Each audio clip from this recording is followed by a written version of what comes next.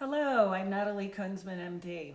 Today we are talking about melatonin, and there are a lot of hidden uses for melatonin that you may not be aware of.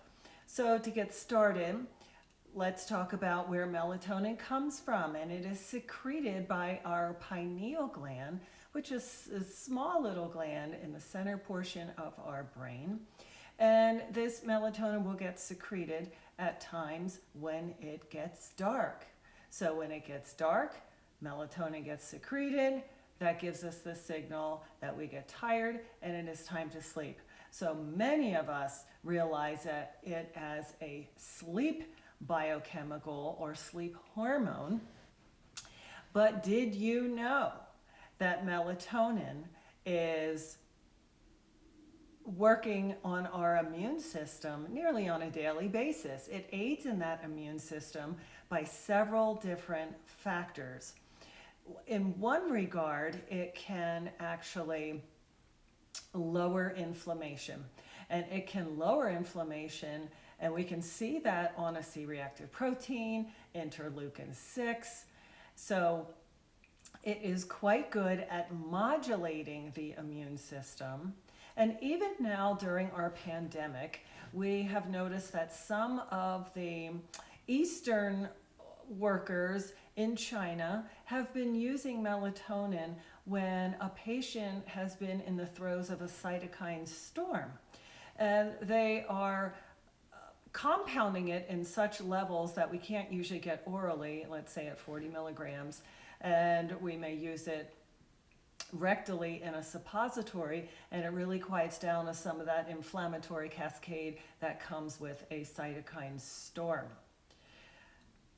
So aiding our immune system also helps with modulating cancer and cancer prevention, and helping with cancer progression, and with cancer metastases. So an intact immune system needs to recognize a bad cell and either kill it or repair it. And that's some of the fundamentals of cancer management. We have found that melatonin seems to be particularly good with the prevention of cancer. Now, when we're talking about sleep doses being about 3 to 5 milligrams at nighttime, when we're talking about its use for breast cancer, we might be even considering 10 to 20 milligrams. So far, it has been studied against prostate, breast, uterine, ovarian, and some brain cancers. Where the breast cancer is concerned, it can actually block estrogen from binding to receptor sites. And some of you may realize that there are estrogen responsive and estrogen and progesterone receptor responsive breast cancers. Not only does this help with our cancer management, it can help for overall inflammation by somewhat being a free radical scavenger in the bloodstream. It is also very cardioprotective in that it can help open up more circulation or microcirculation to the heart and at our capillary beds. To that note, it can help prevent strokes, and it can help be adjunctive or adding to any stroke-related treatments. It is somewhat essential to help us lower our blood pressures. Now, some of that lowering of blood pressure is what occurs when we have rich restorative sleep, so it is a two-pronged fold with that as well. It can protect our guts from reflux. It can improve our mood.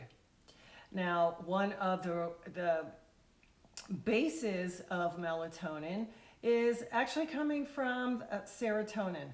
So serotonin and melatonin are one methylation step away from each other. So to have a foundational support of serotonin, you need to have melatonin. It can help stimulate growth hormone. Now, growth hormone is obvious in children to be a growth aid, but for us adults, that growth hormone is needed to have cellular repair that happens particularly so at nighttime. Melatonin in many facets can lower our cortisol. So if we lower our cortisol, we can lower our stress hormone and stress response. And to that note, a aggressive stress response can suppress our immune system. So modulating our stress at the adrenal level with cortisol can also enhance our immune system. So a quick reminder about dosing strategies.